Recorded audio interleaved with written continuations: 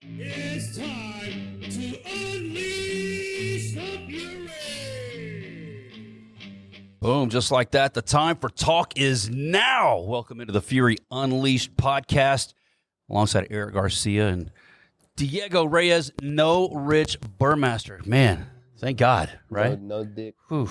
No dick Burmaster. Yeah, no, I kid. It'll be a tough ship to steer, but shout out to Rich Burmaster. Surgery. Yeah, gender reassignment surgery for Rich Burmaster. It's his second or third reassignment at this point. We wish him the best. We'll see him soon. Dude, how about San Antonio, man? Just got back from San Antonio. Submission Hunter Pro 96. What was it? 62 matches overall. Is that a record? That was.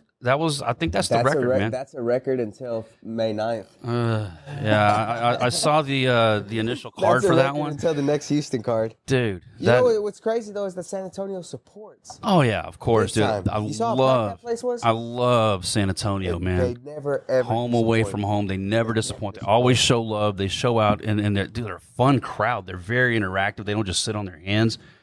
Good times, man. I probably had half the card message me before the show was even over. Hey, when y'all coming back? Yeah. Like, bro, we haven't even left. Yeah, that's awesome. I really don't know. You love that type of engagement. It's amazing, yeah. And it'll be soon. You know, I think we've got, our next one is in May here in H-Town, if I'm not mistaken, if I'm remembering my dates right. 9th, yep. So probably sometime this summer would be fun, right?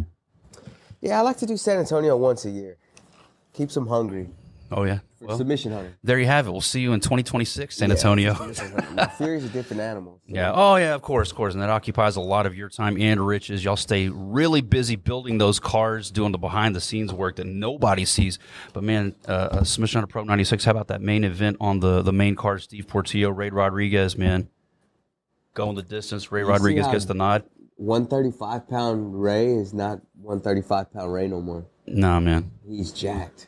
The dude is jacked. Yeah, 165. He's 165 right now. He's actually coming to Houston. He'll be on the Houston card. He's going to take on Jake Heffernan. Oh, wow. I think I saw Jake make that announcement recently. Yeah. That'll be fun to watch, man. Him and Jake should be a really fun match to watch. Yeah.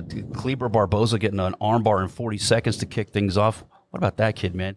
You going to get him on FPI or what? Oh, man, he's good, huh? Yeah. 21 years old, black belt. Trains out of Dream Art, San Antonio. Came out and impressed quick. I mean, we had a ton of highlights right off the rip. Oh, yeah, man. You had an 18-second Gogo Plata on James Micas, pulls that off on Vic Del Fuego Gonzalez. Hey, man, Vic's a game opponent. To pull off a submission like that fast speaks highly of James Micas. Because Rich is his professor? That's one reason. Okay. Rich didn't teach Vic the defense. And then Vic comes out wearing them Jesus sandals. I say, you can't wear those, bro. Well, like that, that's not going to work for you. Hey, Jesus. And I told him to do a cartwheel right off the bat to get some attention. He didn't do it. Yeah, he did a forward roll. Did he? Did the thing. Yeah. He doesn't know how to cartwheel. Yeah, maybe. That's probably why. It's too challenging he got Gogo plotted right after the forward roll. Yeah. Jesus walks, Vic taps. Hey, inside heel hook for Josh Leonard, Submission Hunter Pro vet over Junior Aparicio. How about Leonard, man? Dude, that guy's always game. He's a badass. His confidence, he's not arrogant, but he's very confident. I love watching that dude do what he does on the mats. Him and Justin Rennick both, who also gets a win with a rear naked choke, Justin Rennick over Kevin O'Neill.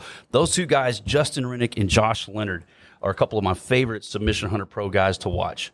Yeah. Now that Sebastian Oyervidez has graduated from Submission Hunter Pro into the Fury FC ranks. Submission Hunter Pro's too little for Sebastian. Yeah, he's a big timer now, man. But shout out San Antonio for showing up, showing out. That was the main card. And then we had like 700 other matches that we're not going to go through. But thank you to all the competitors that showed up and showed out in San Antonio. What a night. What a day going into the night. The day before was UFC Mexico City. Yeah. Brandon Moreno. And it was a nice card. Did you get to catch any of the fights? I did not. But you're going to talk us through all that, sir. Yeah, I'm going to see you if caught I him. can pull up the card. I was preparing to travel to San Antonio. Unfortunately, I was not able to catch the card, much to my dismay. But I watched some of them while I was trying to get a late workout. Yeah, Moreno beat Steve Erceg in the main event. Not a bad performance. Went the distance. 5-round unanimous decision. I wonder if they're still looking at Moreno for title. That's what I was just about to ask. I mean, so many of his fights were title fights there. I mean, just back to back to back. I mean, how is he not? How is he not a consideration for it? He has to be, right? Yeah, I think maybe one more. I don't know what's on Mick's mind. Manuel Torres. I don't know if you remember Manuel Torres. He didn't look great at UFC Noche.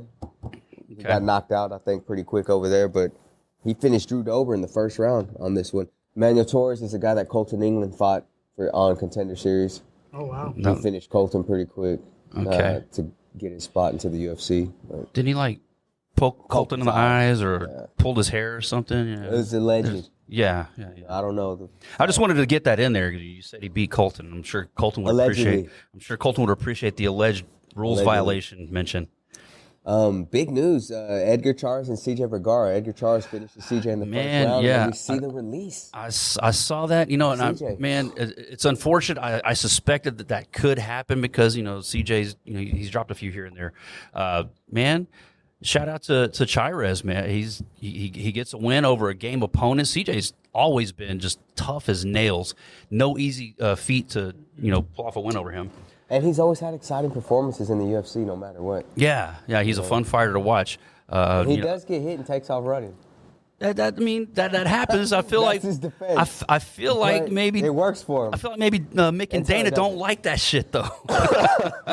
I mean, like there was that one fight that he did in San Antonio where he ran a couple laps around. Yeah. I remember. But he won that fight exactly. So I mean, how do you question the defense? Right? So I feel like this Chairez fight, like that kind of happened. That was the situation. Whenever you see CJ running, you're like, CJ's like, okay, now I've got him right where I want him. Get him chasing me. I feel like Chairez jumped on his back and choked him when he started running. Yeah. So he caught up to him. He studied the defense. That was the defense on that one. Shout out to Edgar Chairez, man. He's a bad mother. Does that not show you though the level that Josh Van is? Yeah. I mean, after Josh beat him. Yeah. Josh Van is next level. I mean, he's top 15 now, right? Yeah. He's in there. I'm not sure his rank, but I know he's in top 15 in such a short time. That dude's a phenom. And he's fighting like every other month, it seems like. Very active. He said Mick says that when he calls Van, he don't even ask it. Yeah, I mean. Yep. He's just that's the kind of fighter he is, man. So it's the recipe? Yeah. To get in? That's the recipe here. The recipe is just say yes. Just say yes. That's what I'm saying, man. Raul Rosas Jr. was a big favorite out there.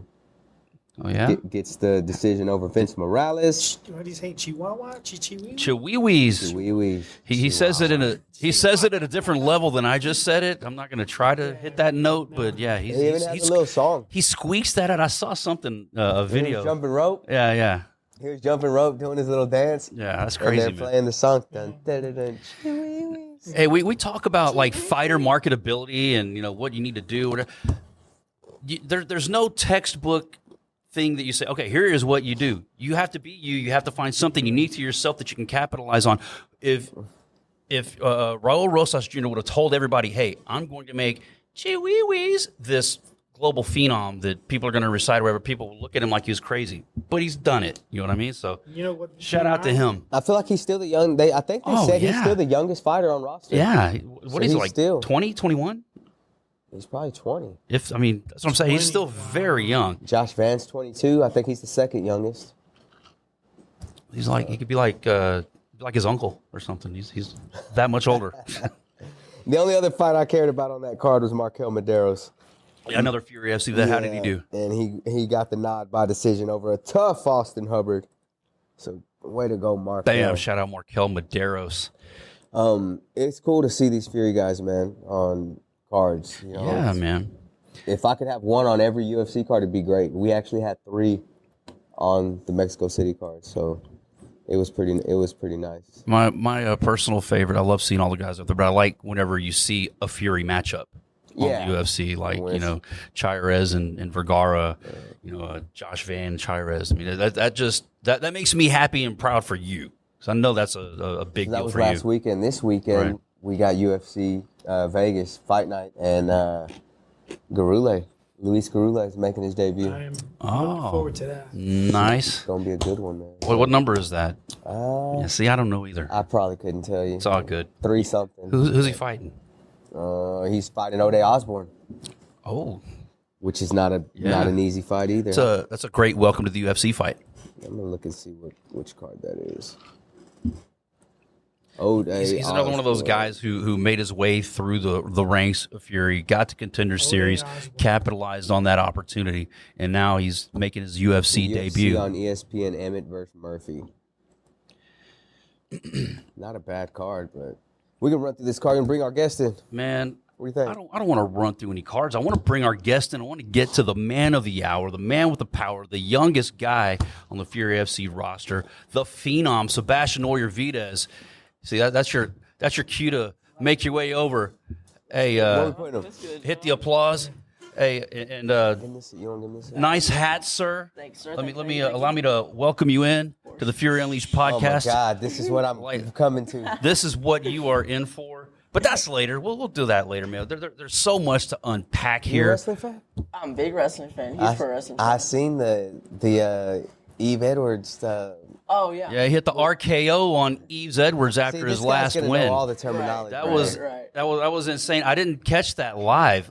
Somebody asked me like afterwards, well after your fight, like, hey, did you see Sebastian Oyervidez RKO Yves Edwards? Like, no, I did not see that. Where were you, dude? I'm making my way around the cage or whatever, going to confirm times with judges or whatever I did. He did it like right after he got the win. Yeah, before I went in there. Did you have that planned? Oh, of course. No, Did Yves know? No. Hey, kayfabe, kid. That was not planned. Hey, Yves was just coming in to give him a hug and congratulate him, and this son of a bitch hits him with a wrestling maneuver out of nowhere. Almost knocked him out. Oh, man, damn near killed him. That was 2 finishes in one night. Is Yves, is he doing okay? Is he still in a neck brace? He just got back to class. Okay. Does he All need right. stem cells? Shout out. Get well soon, Yves Edwards, after taking that devastating RKO. Google it if you haven't seen it. It's on our Instagram stuff. Everybody shared that. There was a, I don't know, semi-viral moment, if nothing else. For those who don't know, so Sebastian is 4-0 Ami, right? Yes, 4-0 Miami. All finishes. Right. All in the first round. Yes. And he's a 3-0 pro now. Indeed. All finishes. All in the first round. All with Fury FC. All in under 1 minute. Like he spent less than 3 minutes in the cage. Had you professionally? So what that reminds me of? He hasn't had a full round fight. Not. But these training camps are hard. Yeah. These training camps are Well, hard. the training camps are hard, and they make the fight easy. So easy, very easy. So It reminds me of whenever Pit Pineda, after he got released from the UFC and he made his way through Fury, he just went through everybody in like just decisive fashion like that. He spent like a minute and a half in the cage and before he got called back up. Yeah, I remember that. He would come back and it'd be 15 seconds, 18 seconds, 22 seconds, all title fights. That's the caliber fighter that Sebastian Oyervidez is. He's in that company. But it goes way back, like oh my God, to your jiu-jitsu days. Obviously, jiu-jitsu is your base, right? Yes, sir. And you started when? I started in 2013. 2013. 2013. So 12 years ago. So you were 8? Yeah. You were 8 years old. Holy shit. 8 years old, and of course, I remember his early days. Submission Hunter Pro. That's where I remember you from. That was in your teens already, though, right? Yeah. I think my first one, I was, I believe, 13 or 14, one of the two. But yeah, I was like a green belt or something. Yeah. His parents came over and like told me how to pronounce his name, so it stuck. It's a very unique name. But then he's going out there and just pulling off, high level jiu-jitsu, getting all kinds of finishes at such a young age. Very memorable competitor. How did you find your way to jiu-jitsu at 8 years old? Was that something that you decided, hey, mom and dad, I want to go do martial arts and it's going to be jiu-jitsu, or did they find that for you and say, hey, son, you're coming to jiu-jitsu, we don't care if you like it or not? Well, that's a great question. Well, I grew up watching a shit ton of WWE. I loved that. That was my shit, right? And there's a ton of Brazilian jiu-jitsu in WWE. Right. Well, sarcasm heavily implied. Because his WWE days are different than my WWF days. Heavy sarcasm implied. There's no BJJ. Right. Yeah, no, there's a few moves that look similar. And I had a cousin at the time, shout out to Matt Mejia. He was training in Urban Jungle with my coach Tony. And my mom was talking to my cousin, And my cousin was recommending this spot, and my mom was like, this is far. That's far from the house. Why would you recommend this? And he was like, no, trust me. You got to go to the spot. Because I live on the southeast side of town in Urban Jungles in the Heights. Right. And my mom's like, why would you recommend this spot? He's like, no, trust me. You got to train with Tony.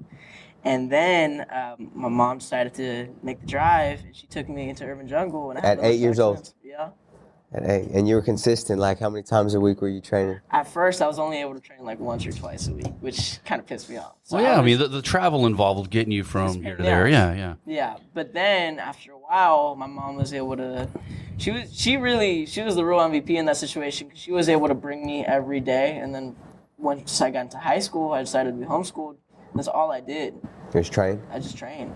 That's all I did, night and day. That's all So I you did. fell in love with it. Did you start competing early, like in local tournaments and stuff at 8 years old, 9 years old? Yeah. Tony threw you in there? Tony threw me in there. My mom threw. It was really my mom. She was the one that asked Tony, like, "Hey, is there anything we should get him to do? Should we get him to compete?" What's your mom's name? Amanda. Amanda, because she used to hit me up all the time when you were little about the tickets and getting tickets. Yeah. He deals with you directly. You're handling your own business, so he doesn't talk to that much anymore. Yeah, She still helps me though. But no, she was the one that used to drive me out to all these damn tournaments in fucking spring and all these obscure spots, right? Yeah. And at first, I wasn't a big fan. I kind of sucked, to be honest. I was losing, and then You were learning. I was Yeah. learning, and then I But at started that getting age- wins. And that's what It's we really it's like. something about winning that makes you just want to keep going back, Yeah. right? You're like, man, I'm 100%. actually learning something. It's And when like you a see- drug. It's addictive. Right. That's feeling what it that is. you get. That getting that hand raised and it's like, man, I got to do this. The lights, the crowd, getting your hand raised, nothing like it. Yeah. Urban Jungle's been in the same location since you started? No, it actually started off on whenever I got there. Tony has more stories about this. Was it on 11th? It's on 7th 7th Street. in Yale. Yeah. 7th and Yale. Yeah. So that's where. That's where it was whenever I got there, and then in 2019, was it 2019? 2019. 2019. Then. Then you made the move. Well, yeah, it was. It got moved over to West 18th Street. Okay. Yeah. Yeah, so for those that don't know, y'all need to check out Urban Jungle. Yes, sir. Professor Tony Aponte Torres, right? Torres Tony Aponte. Tony Torres Aponte. I remember the Urban Jungle name from, like, it had to be 05, 06 era when we would go to Saul's Renegades and there would be guys fighting out of Urban Jungle. Why don't we go ahead and bring Tony in? Yeah, let's bring Tony in. I was thinking we talk Sebastian for a few, and then we bring Tony in, but it's just turning into a conversation. Well, Tony- across the yeah, room. Tony's got a lot of knowledge. We've got to Tony's get a got stories. microphone on Tony Torres Aponte. This guy, man, you have created a monster in Sebastian Oyervidez. And you've done it at your home base, Urban Jungle. Talk to us, man. How proud are you of this guy and what y'all have accomplished? Well, Sebastian has become like my third son. Since he started homeschooling, he's like spends time at my house. He has a kid in my house, and he can sleep there, he can eat there, whatever. But throughout his whole journey, he's always been special. It's just from day one. I remember his mother brought him in, and he was getting good really fast. I was like, "Are you into this or something?" She goes, "I don't care about this shit." No. Yeah. I'm like, he's getting good really fast. What is he doing? He goes, well, whatever he learns in class, he has 3 teddy bears, 3 different sizes. Do 100 reps per bear. That's crazy. Before he goes to sleep. Those poor bears, man. Golly. Recently, They were meant for snuggling. recently, I gave him a really big bear. Yeah. That's awesome. Yeah, but yeah, he's just that person. Traveling. All he wants to talk about is fights. Was there something that he said about like repetition and getting those reps in and mastering what moves? went Like through your mind? what made you want to go do those reps on those Is bears? that 8 years old? Yeah. I remember there was a conversation a while back. We were talking about how I really like matches. I didn't really like the drilling portion of class. And Right. then he used to talk about BJ Penn. He was like, BJ Penn used to get on people's nerves because he used to ask people to stay after class So he can drill. to drill. Yeah. And then I was like, well, that's a pretty good idea. That's a real good idea. So you couldn't get nobody to do it, so you got the bears. Yeah, I used to ask people. Ask people to roll after Mom was class. trying to get him home, so he's like, "All right, I can't stay after. Bear up." hoes." Yeah. That's pretty cool. I remember when I first met Sebastian and he did Submission Hunter, and I was like, you probably finished your match pretty quick. And I was like, who am I going to get to go against this kid? Nobody's going to want to go against Sebastian.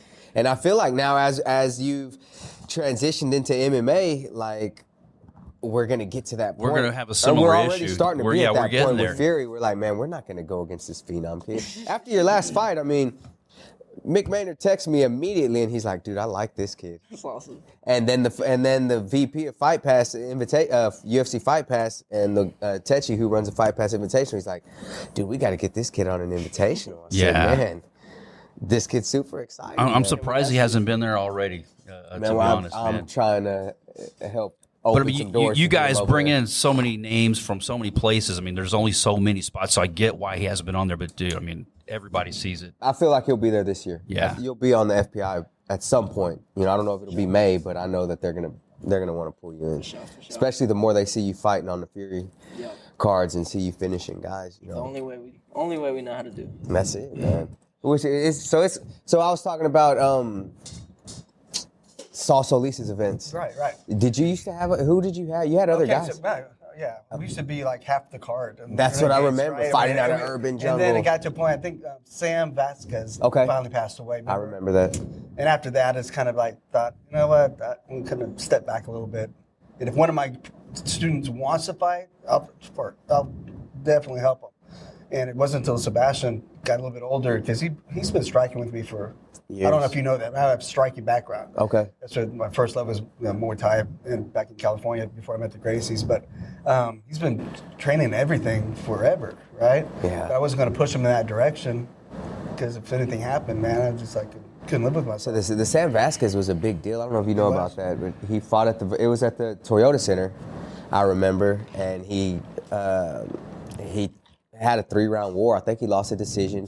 Then he went to the hospital right after and went into a coma, and I think he died like 3 days later. Oh, And damn. that was like the first death, I believe, I think it was. MMA related, and it actually happened on a Texas Houston regional promotion. It was Saul Solis's card. Oh wow! Hey, so you met the Gracies. That's got to be an experience, right? Brush over. Yeah, I mean that's news that people need to. Yeah. It's a little know? bit. And it was all in No. the newspapers. And Yeah, everything, yeah, you know? yeah. It's not like we're saying anything. No, that's no, not- of course, and of rest in course. peace, Sam and Saul. Yeah, but yeah. that was a big hit and it was a big eye opener for MMA. Like he said, it kind of took him back a little bit. And I don't know if Saul ever did any events after that. No, I will say, for as dangerous as the sport is, for that to be like pretty much the only event Right. like that where Oh, yeah, has for happened sure. is a testament to the sport Yeah, and, I don't and the think safety it that changed them. the I mean, commissions so, take. Yeah, exactly. I mean, Saul and I, we were really tight. I mean, we were best friends at one time. I was his first jiu-jitsu instructor. Okay. In '94 when we first met, and yeah, I think it changed him a lot. You know, we talk about it. And how could it not, right? Right, man. I mean, it's such That's a a tough thing. I mean, he stayed in coaching and developed some champions Yeah. and got Yanez into the UFC. Shout out to Giannis. But it's a really cool. It's like a full circle kind of thing for me, because I've known Eve since he was in high school. Yeah. Okay, and Because Eves grew up in the Woodlands, right? yeah, and then Mike Swick was one of my guys. Yeah. And Bushy Bone Mike. Bushy Bone, yeah. And anyway, so whenever he started talking to me about fighting in the cage, he goes, "I'm not going to do any more grappling events." I'm like, "Okay, that's interesting." And so I went to Michael Corley, Okay. Heritage, and we were friends. And I said, "Hey, I need to get the perfect group together for my guy, because he's only known me. I need Yeah. him. I need him to see something else and a different look, and I need him to be around these guys. I mean, some of the best light fighters here in Houston, right? So it's like, I need him in that environment so he gets what he needs." And it just so happened, I didn't even know. It just so happened that the next day I brought him in, and Eve was there. I didn't even know Eve was back in Houston. So it was like kind of just Like a perfect. little reunion, Yeah, man. It was nice. That's crazy. Yeah. And then you got some of the best guys over there in Paris and Matt Schnell and Rafion, Rafion, like Cam. Giannis. all of them. We got some killers. We got Yeah. some nasty guys out there. That's crazy. no man. doubt about that, man. You know, the fact that you wanted him to get those looks, train with somebody else. That's how good of a coach you have. That man. is a Right. testament to what a great coach you are. Appreciate that. And it's not easy, you know. It's not easy. Right, because this is It's like your easy. son, I mean, like you it's my said. son, Yeah. But more than that. But you knew you could trust those guys. Right. And I was very similar to him as a kid. You know, started martial arts at 10 and never stopped. And I was like, you know, I know what I needed. Right. And I need to let him go and do that, you know. And it's like I told him, just bring us along with you, you know. But you need to see other things, and he's doing great. You started Urban Jungle what year? In '97. Wow. 97. Yeah, I probably could have ended up over there if it wasn't so far, because my dad was a Houston police officer, and he used to patrol. Yeah, I remember he used to come in. Yeah. That area, and I used to I was interested in the UFC and fighting and stuff, and he was like, man, there's this spot, Urban Jungle, that I drive by all the time when I'm patrolling, and I probably could have ended up there, but it was just like a hour drive. Yeah, I remember we did the Submission Hunter. Yeah. And I saw your family, your dad, and it was really cool. Yeah. Yes, and he's the one I used to take with me to all of the Renegades fights at the Verizon, Right. and we used to hear fighting at Urban Jungle, like The whole great venue. It was a beautiful venue. I mean, I kind of like yours. Yeah, That's good stuff. yeah, but it's the Revention Center, I think now, or something. But man, that's I think a it's great even venue. something else. Had like 3 Bayou now. event, Yeah. Or Bayou something. I think it's I like think that whole 713 section Music Hall or closed something down, now. I don't know. section. I think Well, it it's- used to be so cool though, because we'd go eat at the Hard Rock and then go to the fights and then go back to the Yeah, Hard Rock. it's a great, It's a great experience. great venue. But I mean, shit, dude. What's the overhead to run a place like that? You I think? think it's expensive. It's downtown. Very expensive. I'd love to do a show there sometime to check it out, though. But I love home base escapades. So as you well. you started off grappling, submission hunter. At what point you were how old when you said, okay, man, this is enough grappling. I need to test myself in this cage. It was always in the back of my head, but I kept doing really well in grappling. I was like, fuck, Yeah. I gotta keep pushing it. Because at one point, I was ranked top 10 in the world in my weight class. I was 17. Mm-hmm. I was like, yo, grappling wasn't paying like that, unfortunately. So I was like, well, I still wanted to fight, but was still grappling. So it was tough for me. You wanted to monetize on your skill set that you developed, right, yeah. Right. It was tough for me to kind of take a step back from grappling. MMA has always been in my head. I've always been a huge MMA fan. But when I was about 18, that's when I really said, okay, I'm going to fight this year. I'm gonna make some waves. So we didn't bring you in at 17 and your mom had to sign the waiver and stuff. No. So you were 18 already. My first fight, I was, I was 18. Yeah. What venue was it that you fought at? Was it Escapade? It was Escapade. Okay. Yeah. Is that and then you fought at Bayou? Mm-hmm. So we haven't taken you anywhere besides those two. Yeah, no. I've done You- submission hunter at Humble.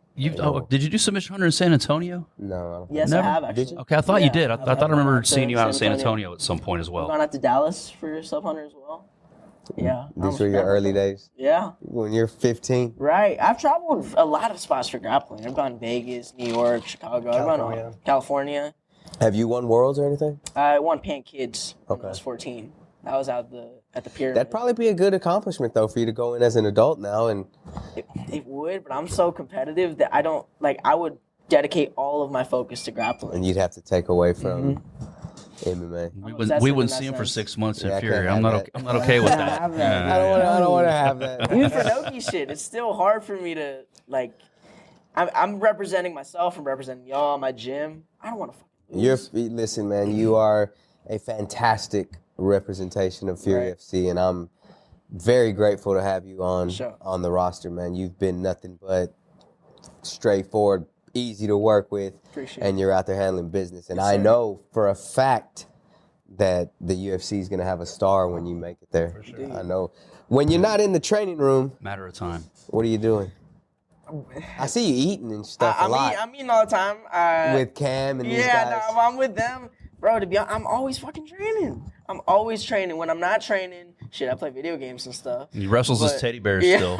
And he's teaching. I am Oh, you're teaching. teaching now? Okay. Yeah, that's my job. Oh, nice. I've been teaching since I was like 15. Yeah. And you learn so much teaching, right? So much. It's Yeah, you- hard, but you learn It's so it's much. different when you can go out there and just do a move, and then it's different when you got to go out there and actually show somebody step by step how to do this. Especially move. kids. It gets in your mind really quick. Yeah. It's almost like drilling. It is Right. drilling. It's drilling, and you true. find details that you don't find whenever you're just doing it. Because I can do a lot of stuff naturally, but whenever you have to take a step back and you're like, oh shit, how do I do this? Yeah. Yeah. I remember when before I got my black belt, Travis made me teach for 6 months. And I was like, man, I hate this shit. Because like, go teach basic stuff. And then Yeah. I found myself on YouTube, like re-looking at it. I already knew how to do this shit, Right. but I didn't know how to teach somebody how to do it. There's a huge difference, right? So it's completely different, man. Yeah. But I learned a lot. You got the NWO hat on. You watch a lot of wrestling? I'm a huge wrestling fan. Huge. That's why I grew up watching. And that, bro, I'm telling you. Your era of wrestling was what years, though? I started watching in 2009.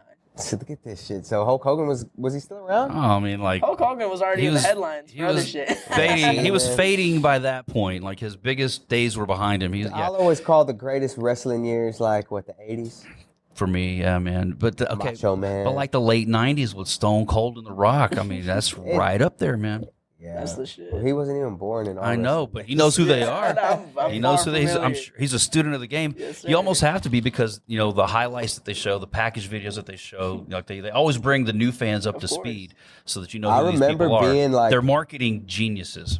Maybe 8 years old or something and watching Hulk Hogan versus Kamala at the Coliseum. Yeah. This is the Summit, I think. At the Summit. Yeah, it was There at the you go. Summit. But Where was the Summit at? I didn't. The Summit it's over 59. It's the church now. Oh, that's Lakewood, huh? Yeah. that's They Sam used to Houston, wrestle in there. Sam Houston Coliseum, though, downtown Houston, that that's one was that's like flood. the mecca. That was like the arena theater is for MMA. Yeah. The Sam Houston Coliseum where Paul Bosch promoted. That was where it went down. He couldn't run that building. Vince couldn't run that building, obviously. So he ran the Summit, which is a much bigger, nicer, cleaner Paul venue. Bosch ran what promotion? Houston Wrestling. He, and he You wasn't. wouldn't let Vince in? He ended up working with him, towards the end of his career after his retirement. But he brought in talent from like all over, like the AWA, New York, which was became the WWF. He would bring in guys, and this to his detriment. He would bring in like Nick Bockwinkel from the AWA, who was a huge name in like the 70s. A lot of like really old people know who he is. But he would like bring him in versus Bruno Sammartino from the WWF from New York.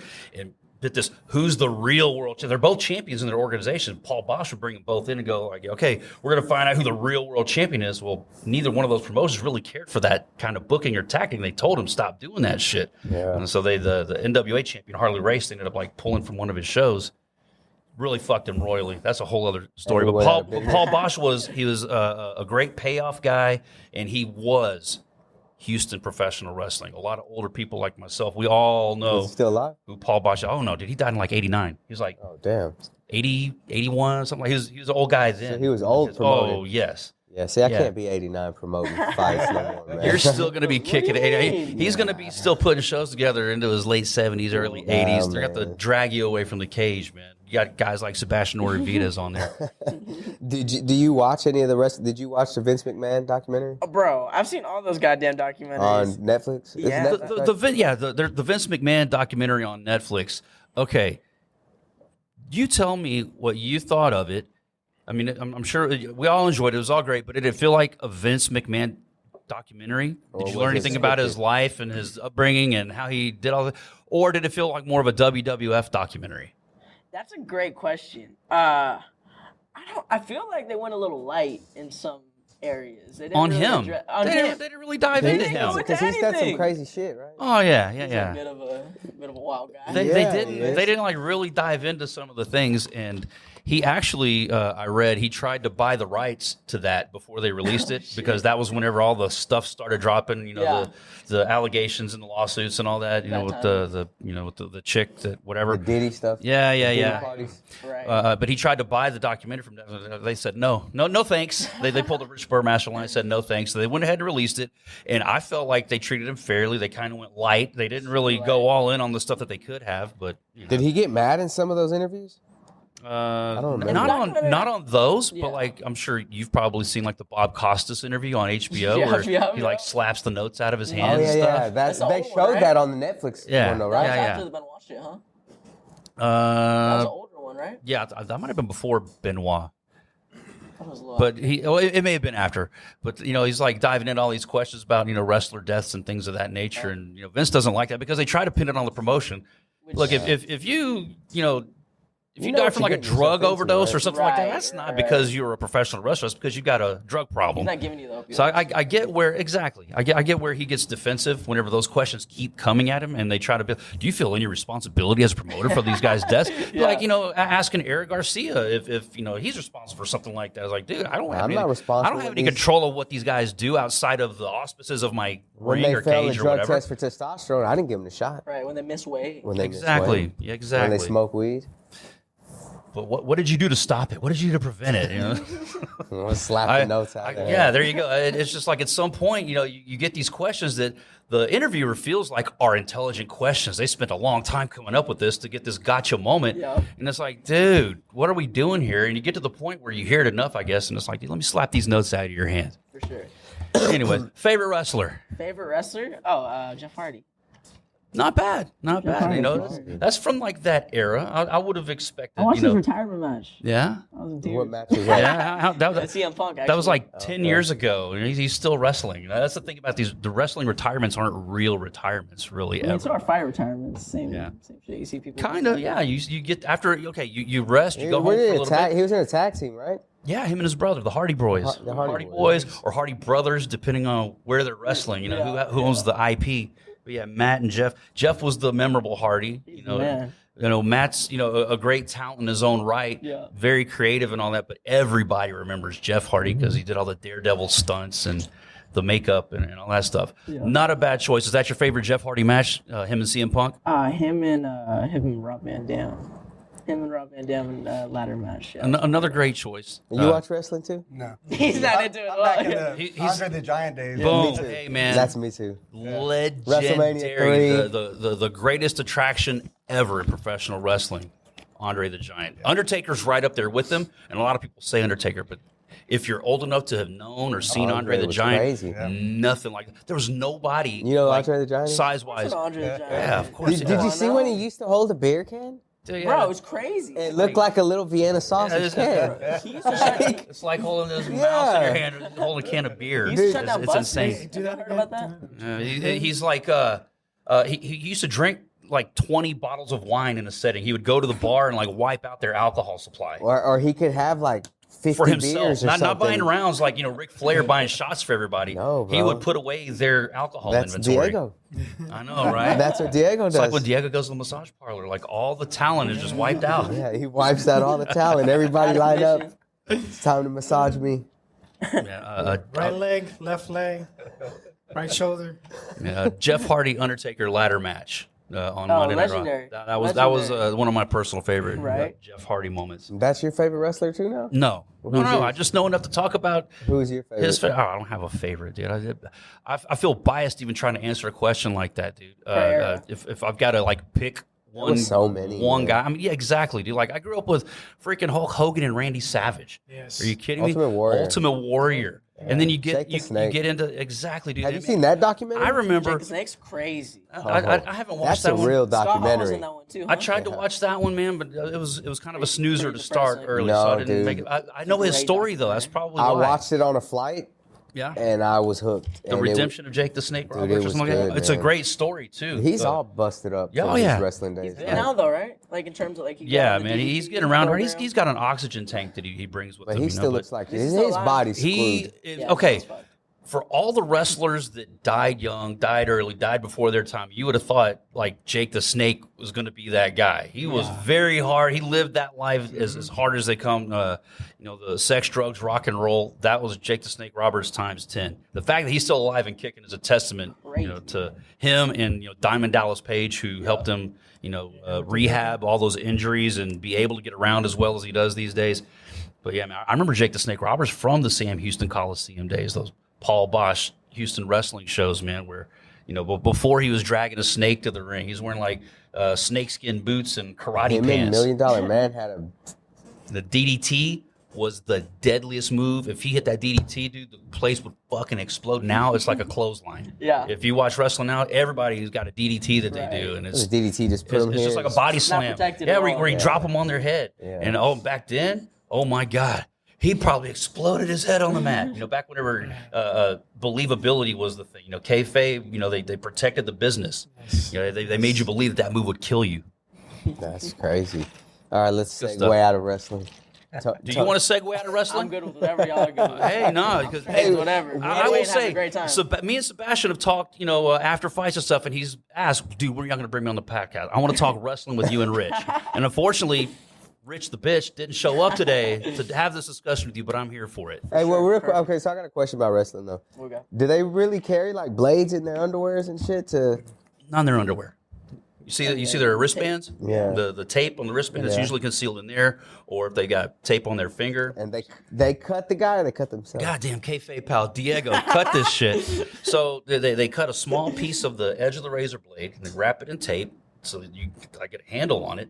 And then whenever they need to, and if you got to get some color, if you're not looking, the best ones you never see them do it. Right. You catch a lot of guys now, so it's really not that much of a secret. You catch guys like doing this shit to themselves. They go, yeah.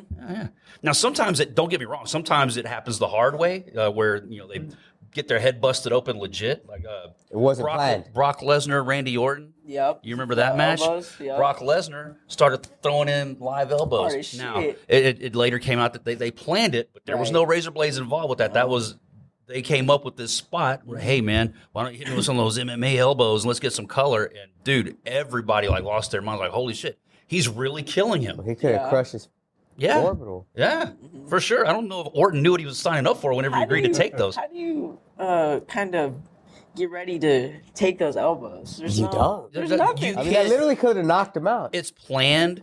It's choreographed. You can call it whatever, but that shit ain't. That was not fake. You can't call that fake, right? But dude, there were people waiting behind the curtain.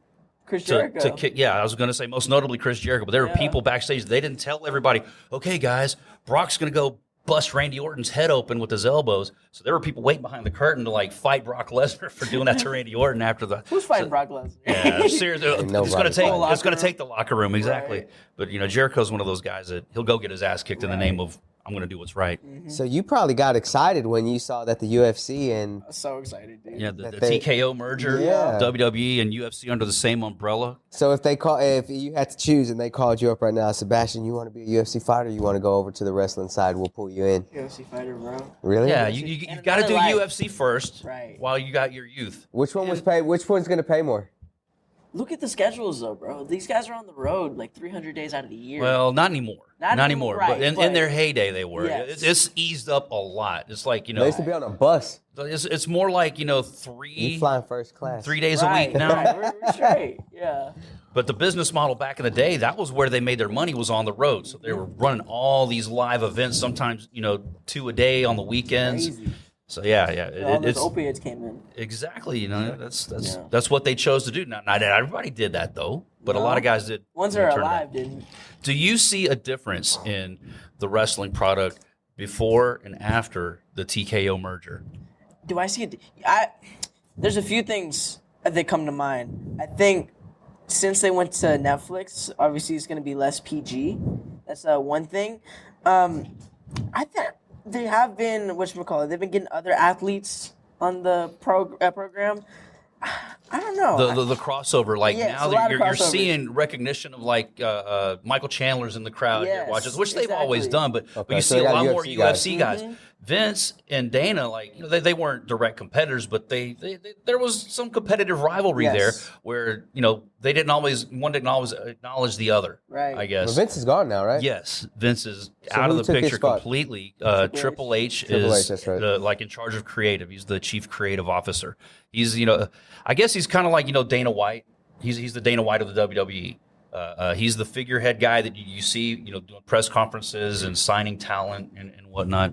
But the way they shoot everything has changed. It's much more interactive now. Like the walkouts, they'll follow a guy from the back, kind of like they did with the UFC. Kind of like they follow him from the locker room, go all the way through. Like before, they might show him walking through the hallway in the back, and then they're waiting for him to come out through the entrance. Right. Now they go all the way through the gorilla position, which is where the decision makers sit and hold cues, start music, determine finishes, things like that. They're walking all the way through there and following them all the way out into the arena. So you get their point of view, what it feels like to walk through and go into a live arena. It's like, okay, we're going from the locker room, we're going through here. Oh, there's the boss. Oh, now we're in the lights, the music, and the fans. Just that, and creatively, they've changed a lot too. The storylines aren't as boring and predictable, I don't think. Right. You see them arrive to the arena as well. Yeah, Wayne's always tried to convince me to do wrestling promotions. Fury Pro Wrestling. Come on. Fury Championship Wrestling, whatever. We'd have one guy there. Sebastian, we're going to put the belt on you to start, okay? We're going to do like Adrian a in there. battle royal. Yeah, Adrian's down. I know he's a fan too. Adrian Yanez is a fan as I well. can see He'd be some down. other men being a Smotherman, wrestler. For sure. I don't know if he's not nearly as big of a fan as me and Adrian. Me and Adrian talk about this shit all the time. But That's crazy. Adrian, or he's a performer. Cam's a performer. Yeah, What Cam would be is? great. So we talked about your favorite wrestler. Who's your favorite MMA guy? That's a great question. Bro, initially it was just all the jiu-jitsu guys. Like, I was a huge Brian Ortega fan. Okay. Charles Oliveira. Bro, I've been a Charles Oliveira fan for such a long time. I remember when he damn near had an upside-down record. Yeah. He was like 50-50. And To get to where he got Yeah. after that, oh my God, what a story, man. I watched his Paul Felder fight live. Mm-hmm. And he lost that one, and it was just wasn't looking great. He kept missing weight at 145. Yeah. Got subbed by Anthony Pettis, something to forget about. Probably That was Oliveira. crazy. He had losses that he really shouldn't have lost. Who else subbed him? I think it was Ricardo Lamas guillotined him. Yeah. So he's been around the block, but now to see what he's doing, he just completely. I've met him a outwent few it. times, man. He's a huge guy. Really? Yes. To think that he's ever made 45 or got close to it, I mean, he's a lot bigger than I am. Yeah. And I used to fight at 55. And I probably wasn't the biggest 55er, but, I mean, he's tall and he's wide. Scary. And I was like, man, and that's why, like, a lot of the guys, like, man, you got to try and get to the lowest weight you can as healthy as you can. Yeah. You know, Everybody's because doing it. once you get to that level, guys are big, man. It don't matter what weight class they're in. They're some big dudes. I don't know if I know you fight at flyweight, but Nick Piccinini's on our roster, Yeah. and he's a big 125er. Bro, some people carry their weight around different. Like, he's about this wide. Yeah. Yeah. Like, from shoulder to Paris is shoulder, huge. literally. Who? Paris. Paris, too. I remember he showed up to one of our first sparring sessions. Paris, That's too. your weight class? I'm like, yeah, shit, I guess. Yeah, he's my weight class. Yeah, Alden's big. Alden's big. All of those guys. Thankfully, I'm still growing. That's so that a helps. plus. Yeah. And I don't want to put on too much size too fast, right? Shout out to Dr. Lou though. Dr. Lou's been helping me out. with You all want the that. healthy weight. Yes, You want exactly. the healthy weight. You eat pretty clean? Yeah. I'm always training, dude. Like I have no other choice. If I'm always in the gym, You could probably eat what you want. And you Right. train so much. Yeah. He's too competitive. He's a perfectionist. Yeah. That makes sense. So you don't, okay, it's Friday night, we're going to have some pizza tonight. I mean, it all depends on if I train that day. If I train that day, I feel like I'll be fine.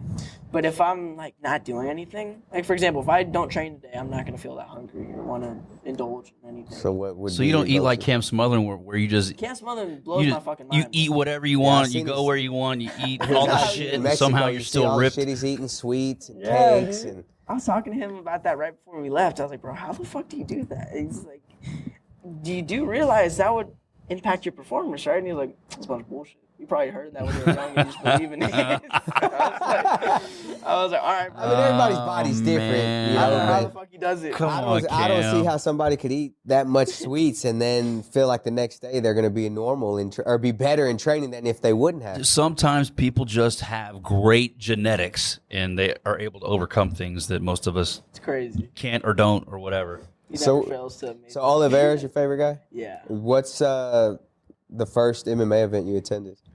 Oh, that's a great question. First MMA event, UFC 166. Okay. What year was that, you know? That was 2013. So I was already doing Fury and you Yeah. hadn't been to one of ours yet? I think my first Fury one, we had a teammate fight back in 2018. When was Andrew's fight? 2018, 19? So yeah. Andrew who? Davis. Andrew Davis? Yeah, a while back. He only had one fight. Yeah. You had a couple other guys, though, that used to fight. Yeah, Derek Fields. Derek Fields. What happened to Derek Fields? Um, Derek he was opened up his tough. own business. Oh, Derek was so tough. and I know, and so unassuming, right? Yes. Everyone just emptied their tank trying to finish him. And he And would just not like, go "No, I'm away. still here, yeah. Yeah, he I remember opened up Derek. his own business, Okay. and then that failed, and then now I think he's driving a metro bus. I remember I used to go to Urban Jungle and leave him tickets and stuff. Yeah, man. yeah, that's crazy. Years ago. Yeah. I remember Derek Fields. I think he fought for my title. He did. For He an fought amateur Tedrick. title. Yes, Hey. Cedric Macklin. Hey, here comes the pitch. Get ready. Eric's going to try to bring him out of retirement. No, I'm not. Shout out Derek Fields, man. Hey, tell us some Royce Gracie stories.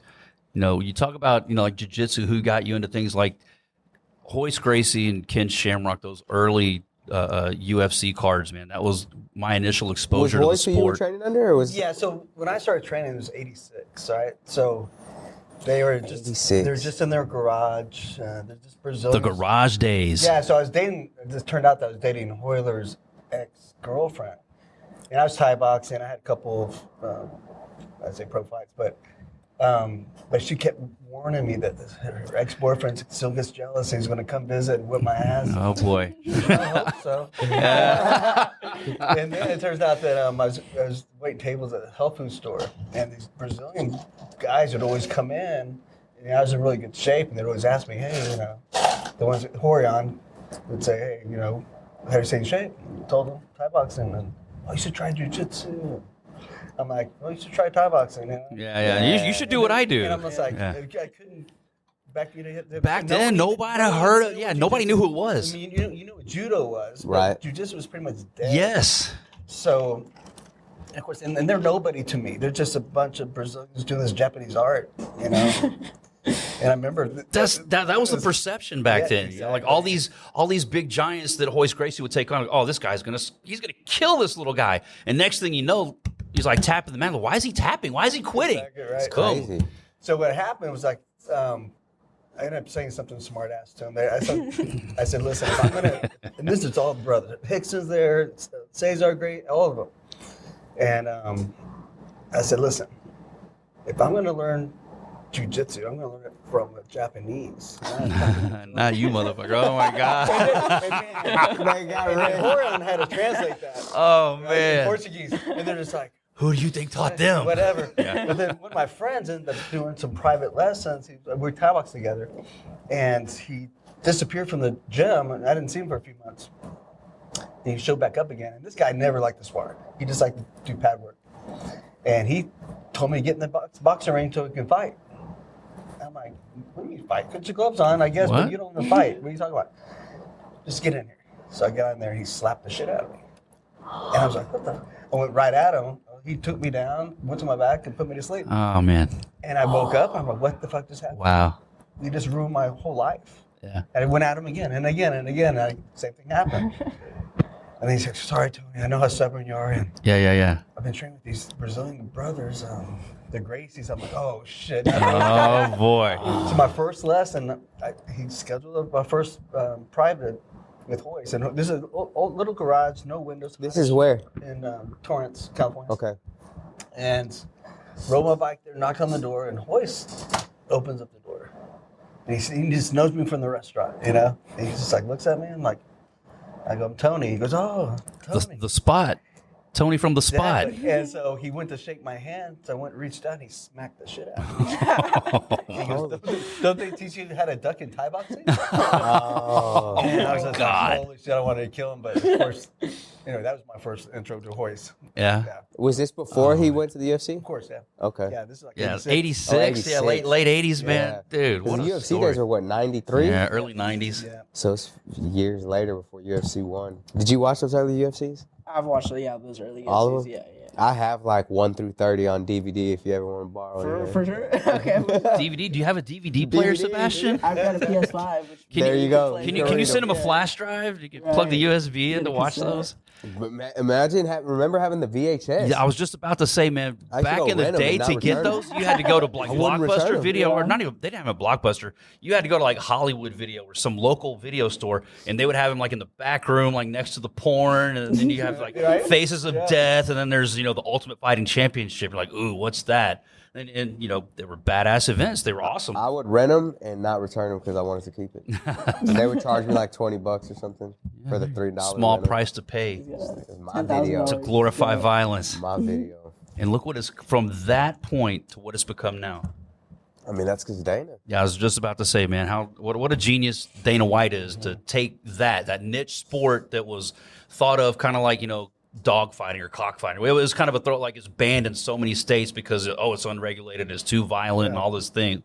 And Dana White saw the potential in it and took. He's like the Vince McMahon of combat sports. Yeah. Have you seen Shout out. that documentary that Dana did probably like 6 months ago? I watched it maybe, or 8 months ago. It's on Roku. You have to have it on Roku. Great. It's pretty good, right? Really good. It shows the kind of ecosystem he keeps running. Yes. Really good people. Yeah. Really good people. And hell, every time I've been out there for like camera or danger, everybody's treated me really well.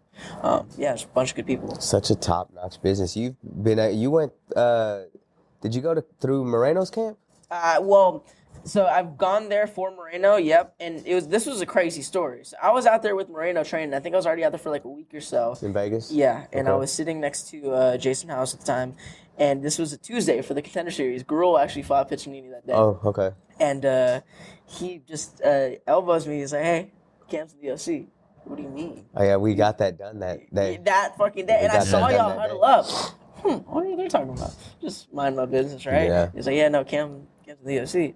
And then I'm like, "Get the fuck out of here." He told me Saturday, and then Cam calls me. It's like, "Hey," he's always like, he's like, "Hey, I'm coming into Vegas tomorrow." He was in Dubai he was in or fucking- something. yeah. he was like around the Saudi world. Arabia. Okay, yeah. He was like, Yes. he was Bellator. overseas whenever he got the news, and he had to hop on a plane and fly over. We were sitting Right. there, and these guys are about to fight, and Sean Shelby comes over to me. He's like, "Dude, I just lost a 35er. Do you have anybody that I can?" Man, I said, "I got the perfect guy, That's man." crazy. He's like, "Man, I don't know. He's across the sea. He's got to weigh in like 2 days."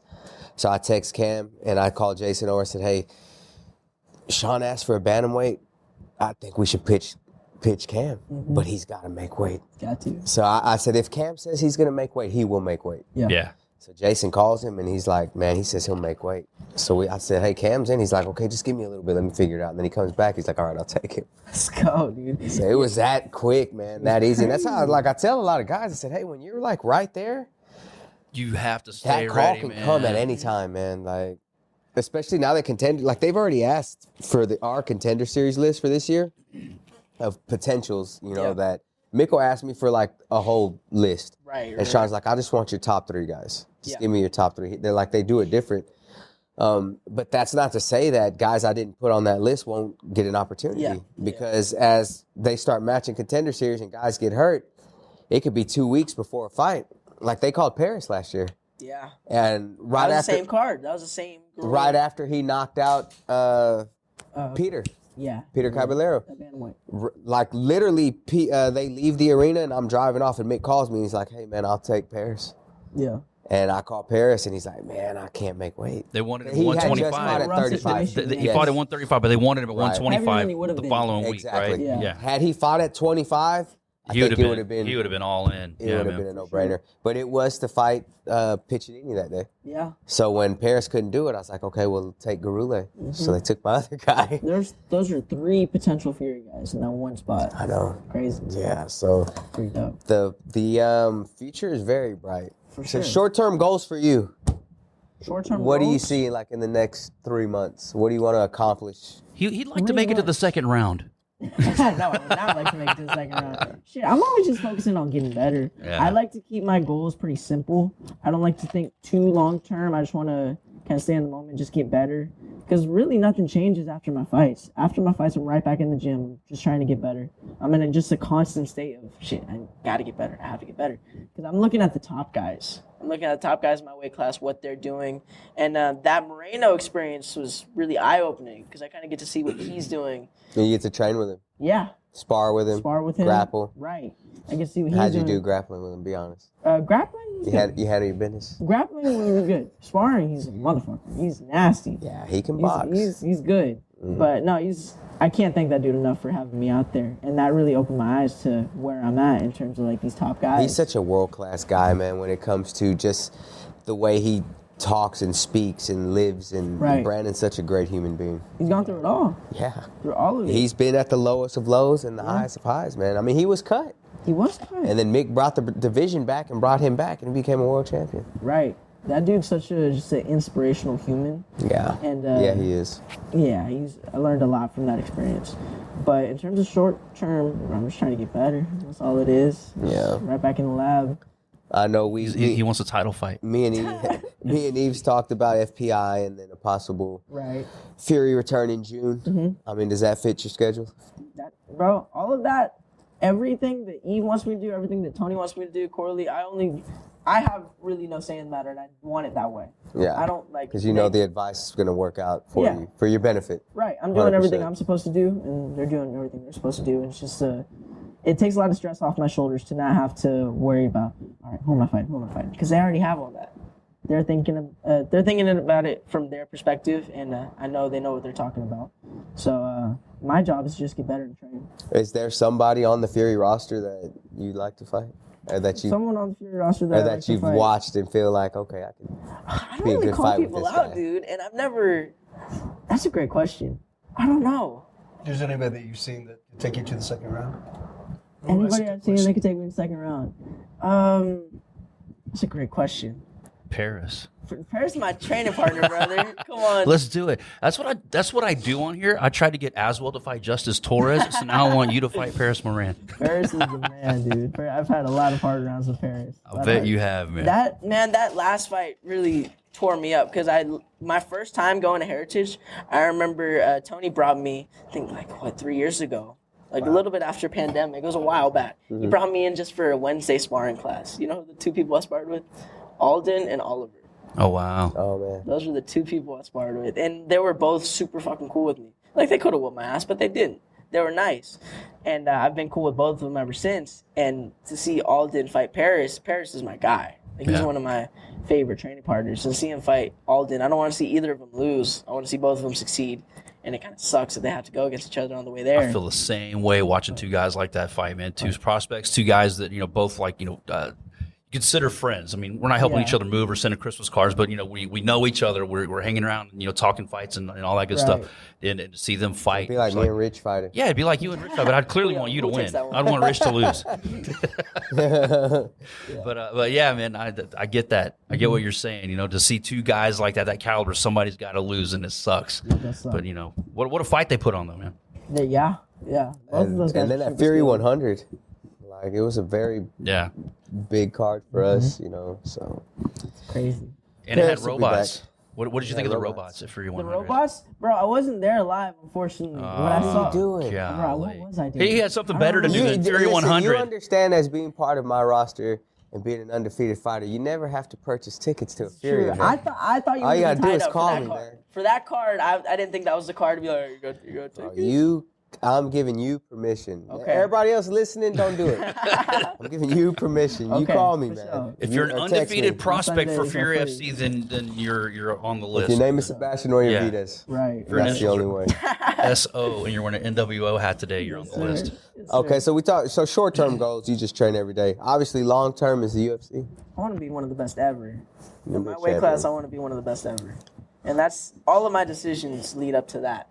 Like, I don't care. All right, I need to get in the UFC now. I need to start making money. I don't care about that. Right. Because if I get in there and I get, maybe lose 2 fights or lose 3 and then get kicked out, What that good was it? accomplish? Yeah. I want to be You one want to of have a the best career. ever. You want to be done when you say I'm done. Yes. Yeah, makes a lot of sense. That's like the it. goal. My last question: if we can pull something off for the Fight Pass Invitational, is there somebody that you think that you would match up really well with on the mat that you like? Thank you for asking that. So this dude named Cameron Malott, I've lost To twice. Okay. Twice at 2 separate events. at this. I was the looking first at that ADCC name on this Open. list. That's the only L. Like whenever you go, that's the only He's a one. great dude. Send that to me. All right. Yeah, he's a great dude. But I've lost to him twice, and we've only had bangers. Like, all of our matches have been really good matches. I don't know what he weighs right now. Really, at 35, there's a lot of good. So how dudes. long He's ago about was like that? he's about like 215, 220 now. He's driving a bus. Yeah. He retired. That was when was that? That was April of 2023. So not too long ago. No, that was right before I started doing all the the fighting. And the only shitty thing about that is I went to fighting, right, and he's still doing straight jiu-jitsu. So that's like So he's probably getting better. for sure. I'm getting better too, but it's like He's out of what team? he's under Tom DeBlas. Oh, okay. Yeah, really good grappler. Okay. That's one. There's a lot of other good guys. Man, I rolled a Nike whenever I was out in Vegas. How's that? He's the fucking truth.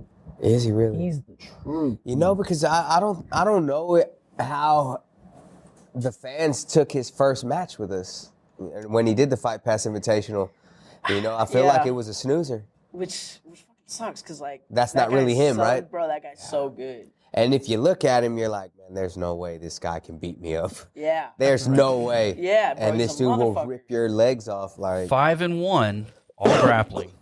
They only have one loss, for you to him on here, but he's 5-1, all grappling. Is that just on Tapology? yeah, so Yeah, he's I've- got way more I've had accolades. way more than Yeah, that. yeah. He has way more accolades than that. Another one, This isn't. He's not a straight grappler. Hey, Mokaev would be. Don't hate me. It's Tapology, guys. Quick look up. Yeah, Mokaev. Get your game Mokaev. together, Tapology. Yeah. In a grappling match, that'd be so fun. Send me some names, man, of some guys you think For sure. would I'll be do that. good, and I'll relay the message. I mean, Okay. obviously, if I can help any of my Fury guys advance and do other things, that's makes me happy. That's my goal. Oh yeah. Diego, you've been quiet this whole time. Just amazed about this interview. Guys got really into it. You, Especially, I just want to say, I want to go back to WWE. My favorite moment was WrestleMania 3, Hulk Hogan versus Andre the Giant. There's We slammed him. if you Or he saw slammed that, him. if you saw saw that that live. there no moment will ever top that. No build That's the will one ever where be they came better. out in like the little ring, Yeah, rolling yeah, down the aisle. 93,173 fans I packed saw into that the in a Pontiac 19 Silverdome. Yeah, TV man, black and white. How crazy is that? That's wild. That's so many people. dude. No, at that Stole the time, pay-per-view. when Andre made that turn, Andre was always a good guy, right? But whenever he came out with Bobby Heenan to challenge Hulk Hogan for the belt, like everybody's like, "What? Andre? There's no way Hogan's beating Andre the Giant." And for that match to unfold the way it did, I mean, yeah, One thing Wayne no can one do better. really well is every wrestler's voice. So if you pick one, he can do it. I don't know about I need you to every. say my name in Macho Man's I don't voice. know about Can every you do, wrestler's can you voice. do Andre the Giant Yeah, voice? no, I mean it's just What is it's Andre the marbles. Yeah. Sebastian Oyervidez. There it is. That's awesome. See it? Yeah, that's pretty good. What else you got? Hey, you said any. I'll attempt any of them. We can do like. He said Macho Man. we can do. Macho Man's the easiest. Yeah, yo, Chico, Yeah, the razor. Sebastian Oyervidez. You're a punk, man. We can do Razor. Razor's my favorite. Scott Hall, he's Sound my like favorite. to do. Scarface. Yeah, it doesn't. Yeah, exactly. That's all he's doing. But like a deeper voiced Scarface. Can I ask y'all some questions? Mm-hmm. All right. No, So, no. For sure. Hey, no. This is unscripted. easy one for you. What's No, of course. Go The ahead. hardest name for you to pronounce. Oh my God! Very recently in San Antonio, the guy out of Dagestan, Beishinger Soshikara. bang, yeah, that guy and his opponent, both of those guys. I forget their names. I'd have to go back through my notes. Hey, Dude, bro, those names had me like legit worried about looking stupid on live television. I was like, man, All I know is when I signed these two guys, I was like, man, I'm getting some monsters. And this quality opponents. Oh my 7-0 God. middleweight. Dude. Yeah. Bro, he came out and just wrecked shit in the real? first minute. Yeah. Damn. But yeah, those are the two There's hardest Basinger. names ever. That guy and I forget the other one. Again, I'd have to go back through my notes. But yeah. Well, the guy that It's those Hector guys. signs is fighting on May 25th for the interim lightweight Oh, title. yeah. Are you giving me a heads up? I better Breaking news. brush up. I'm actually going to drop the poster Yeah, today. has this? Yeah, okay. By the time Diego gets this up, it'll be last week's news. I'm going to So drop the We're poster. good. We're good. But I mean, I don't. This is his name right here. God damn. Oh, thanks. You saw it here first. Sebastian Oyervidez and Tony Torres 10-2. Aponte know who's fighting before I do. Right here, look. Yeah, I could probably pull that off. So I mean, this card's Yeah, nasty. I could pull that off. This card is nasty. I got. Whenever I saw those guys in San Antonio's names on the card, I was like, okay, I've got to find them beforehand or Right. something. But whenever you get there, things are moving and you got things to do and production-wise. I wasn't able to go back there. As we got closer to that fight, I was like, Eric, man, I'm begging you. Somebody has to get that this was the for San me. Antonio card. Yeah, it was out at the Boeing Center at Tech Oh, Park. Irakli. Yeah. Irakli Kukuchi. Kuchikudzi Yeah, there you go. I mean, dude. versus Beishinger Sushikarov. I would have gotten close, but I would not have pronounced their names the right way. And I hate saying the guy's name wrong as they're preparing to go fight somebody. Right, That'll just right. story like, man, what did you just call me? Like the And walkout song. It takes yes, exactly. Oh, that was a horrible moment. That was a huge I mistake. knew that exactly. Hey, I knew exactly. Whenever we heard that, fired him. I looked at my card and I was like, oh. Initially I blamed our sound guy, But it turns out it was not his fault. Somebody that turned in the music to him had made a mistake spacing wise or something. Yeah. So that they didn't put in a song for Felipe. Whatever. Even they were in back pissed off at the fighter. I'm like, I'll bet. And he got knocked out. Yeah, no, I did feel I don't think it's the fighter. I think they just got he the did. schedule. Yeah, he did. I would have been pissed though. I'm like, what? He did what? Well, I'm calling him Helped out. my performance overall. He was ready to go fight at 155. That really made me double up on my checklist moving forward, though. Right. Because we cannot have moments like that. Seriously. I was mad. Yeah. I was literally mad. I was like, man, this is this kid's moment. And we And tried to salvage when it this for song you. hits, it's supposed to be him. Yeah. So if anybody else ever walks in, I say, if this song ends up on anybody's playlist, like, take it off. They're not walking around. That's trademarked. He's the only guy that walks to that that. song came to be, right? No, but I would love to hear the story. Okay, so we had a bet. How long ago was this? This was fucking January of 2018. This was for. This is George Michael, right? Yes. and I told Yeah. her, listen, because you're gonna do MMA, right? Okay, we bet on some fight. I forget what fight it was. You probably remember. I remember the fight. Yeah. So Hudo versus TJ Dillashaw. And I go, okay, Yeah. Nice. so if you lose, you have to walk out to Careless Whisper. This is a crazy bet, by the way. Yeah. But the song is nice. Oh, it's perfect. Yeah, It and then was the perfect. fact that he kept it, that was a surprise to me. Yeah. awesome. I asked him, like, whenever he walked out, like after the fight, we're talking like, hey, who picked that? Or maybe I asked Eves. I was like, who picked that? I know he didn't pick that. Eve said Bash did. Eve said, no, he picked it. That's his walkout. We didn't pick it for him. Yeah. But to hear where it came from and how it came to be that he chose that song is It's a awesome, lost man. bet, yeah.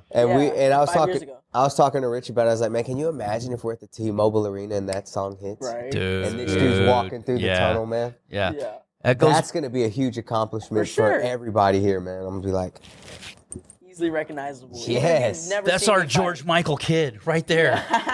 yeah. For sure. Yeah. You got anything else? Anybody you want to shout out? Thank Before we get out of sponsors. Yeah. That's why I wore the shirt. Thanks, Yeah, we thanks got- sponsors. Shout out to Appreciate the it. sponsors. And my wife Michelle, because she does it. all. Nico. Yeah, Dimitri. He's a good Oh, friend of I ours, love yeah. that Shout out to place. Demetrius. Oh, yeah, I did meet him. You He was met at the him? last Can't fight. miss him. Can't miss him. He was at your fight. He's the man. Yep. Yeah. You know what? He actually left his card at the front with my wife and said, "You and your husband come and y'all have dinner on me." That's Bro. Dimitri. He's well, awesome. Yeah. He's He the did. man. Wow. He's the man. Cam's Cashing very in on jealous that. of that sponsor. I Hey, love shout that. out to Yeah. Warbringer Whiskey, the cock of the walk, the big beast of bourbon. If you're going to drink whiskey, drink Warbringer Whiskey, our good friend Josh Barnett's brand. Also, shout out to OnlyFans, Sheath Underwear, Space City Collective, and, of course, our good friends at DeNunaLawFirm.com. If you get into a pinch, criminal defense, DWI, give them a call, 713-257-8889. That's 713-257-8889. Put it in your phone even if you don't need it because you never know when you will. And on that note, I think, guys, the time for talk is over. This has been Fury Unleashed. Just too sweet. It's time